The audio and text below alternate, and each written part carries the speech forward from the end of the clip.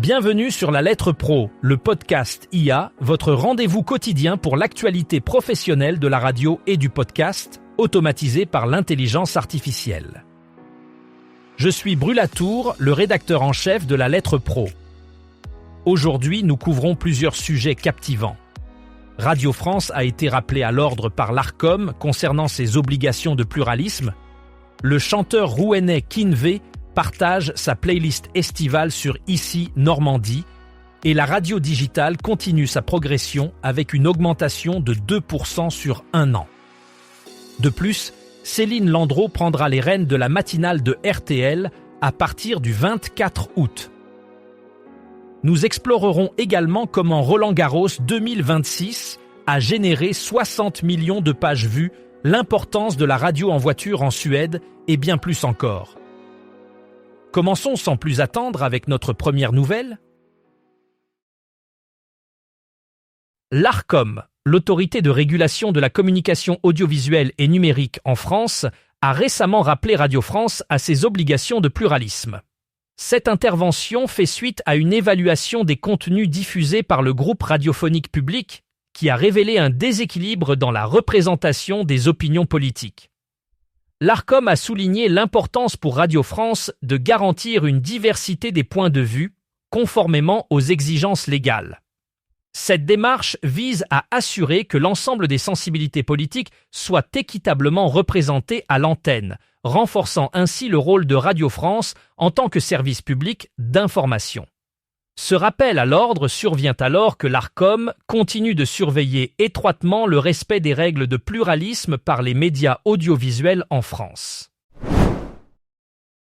Le chanteur rouennais Kinvé sera à l'honneur sur Ici Normandie à l'occasion de la fête de la musique et du premier week-end de l'été. Le dimanche 21 juin, de 11h à 12h, il partagera sa playlist estivale idéale avec les auditeurs de la station locale.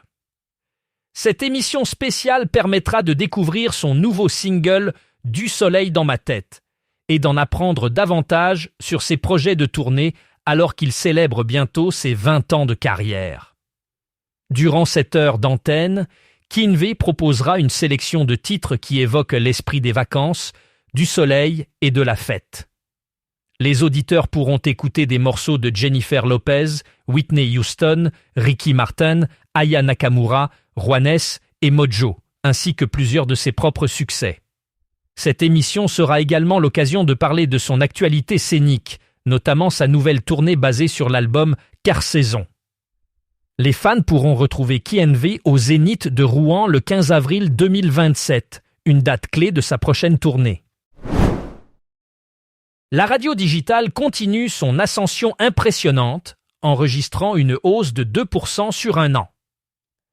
Cette progression témoigne de l'évolution des habitudes d'écoute des consommateurs, de plus en plus tournés vers des plateformes numériques. En 2025, la radio digitale représentait déjà une part significative du marché et cette augmentation récente renforce sa position. Les avancées technologiques telles que l'amélioration de la connectivité et la disponibilité accrue des appareils connectés ont joué un rôle crucial dans cette croissance. Les auditeurs apprécient la flexibilité et la diversité des contenus offerts par la radio numérique, qui inclut des podcasts, des streams en direct et des playlists personnalisées. De plus, les stations traditionnelles investissent davantage dans le numérique pour atteindre un public plus large et diversifié. Cette tendance devrait se poursuivre, consolidant la radio digitale comme un acteur incontournable du paysage médiatique moderne.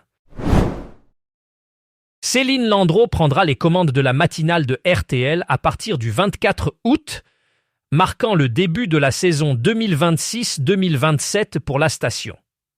Connue pour son professionnalisme et son expérience, Céline Landreau succède à Yves Calvi et apportera sa touche personnelle à RTL Matin. Cette nomination s'inscrit dans une stratégie de renouvellement de la grille de programme de la station, visant à dynamiser l'audience et à offrir un contenu toujours plus pertinent et attractif pour les auditeurs. Céline Landreau, qui a déjà une carrière bien établie dans le journalisme radio, est attendue avec beaucoup d'enthousiasme par les auditeurs et l'équipe de RTL. Cette transition intervient alors que la station cherche à renforcer sa position sur le marché concurrentiel des radios matinales en France.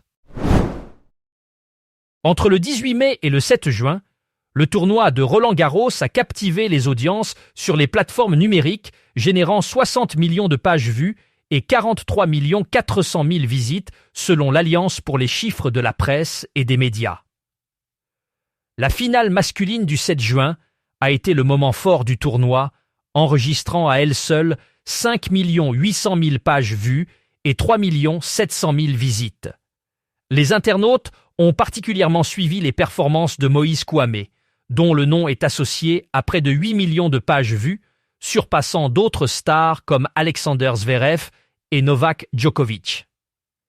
La couverture médiatique a été soutenue, avec l'équipe en tête, avec plus de 4200 articles publiés sur Roland-Garros. Ces chiffres illustrent l'importance des médias numériques pour suivre en temps réel les grands événements sportifs, confirmant le rôle central des marques médias dans l'accès à l'actualité sportive. La radio en voiture demeure un élément essentiel du quotidien en Suède, malgré l'évolution des technologies et l'essor des plateformes numériques. Une récente étude a révélé que près de 90% des Suédois écoutent la radio dans leur véhicule, ce qui confirme son rôle central dans les habitudes d'écoute. Les trajets en voiture restent un moment privilégié pour consommer de l'information et du divertissement, avec une préférence marquée pour les stations locales et les bulletins d'information. Les auditeurs apprécient la compagnie et l'immédiateté de la radio, qui offre une variété de contenus adaptés à tous les goûts. En outre, la radio en voiture s'adapte aux nouvelles technologies, avec l'intégration de systèmes de diffusion numérique et la connectivité des véhicules modernes. Cette adaptabilité permet de maintenir l'intérêt des auditeurs et de renforcer le lien entre la radio et son public. En Suède, la radio en voiture continue d'être un média incontournable, prouvant sa résilience et sa capacité à évoluer avec les temps. FGL, la station des Landes, a célébré ses 45 ans lors des Océanes 2026 à Biscarrosse-Plage, attirant plus de 9000 spectateurs. Cet événement, combinant programmation artistique et sensibilisation environnementale, a souligné le rôle de la radio locale dans l'animation de son territoire. La journée a été marquée par un village Mission Océan, avec une mise en scène comprenant une lune géante illuminée, des fresques projetées et une baleine intégrée, accompagnant le message éco-responsable de l'événement. Près de 1000 tote bags ont été distribués et les visiteurs ont pu rencontrer des figures locales comme Miss Lands Bearn Andrea Odos. La soirée a présenté des performances de Flo Della Vega, Emma, Ebony et d'autres artistes, diffusées sur un écran LED géant. L'organisation a mobilisé des hôtels bénévoles et associations locales soutenues par des partenaires privés et la ville de Biscarrosse. Les Océanes FGL se préparent déjà pour leur 30e édition en 2027. Lors des Assises de la radio 2026, Martin Hajdari, président de l'Arcom, a abordé avec une honnêteté rare les défis auxquels l'industrie de la radio fait face. Entre 2021 et 2025, la radio a perdu 1,5 million d'auditeurs quotidiens. Particulièrement chez les jeunes de 13 à 24 ans, seulement la moitié écoute encore la radio chaque jour, contrairement à 80% des 35-59 ans. Sur le plan économique, la situation est encore plus préoccupante. Entre 2005 et 2013, la radio a vu ses recettes publicitaires chuter d'un tiers, alors que le marché global a crû de 60%. Hajdari a souligné un déséquilibre structurel avec des plateformes qui captent la valeur sans supporter les charges et a mis en garde contre un risque de déclassement économique pour une industrie qu'il compare à une économie entre l'industrie et l'artisanat. Ces propos soulignent la nécessité urgente de repenser le modèle économique de la radio pour assurer sa viabilité future. Terminons notre épisode avec une innovation technologique fascinante dans le monde de la radio.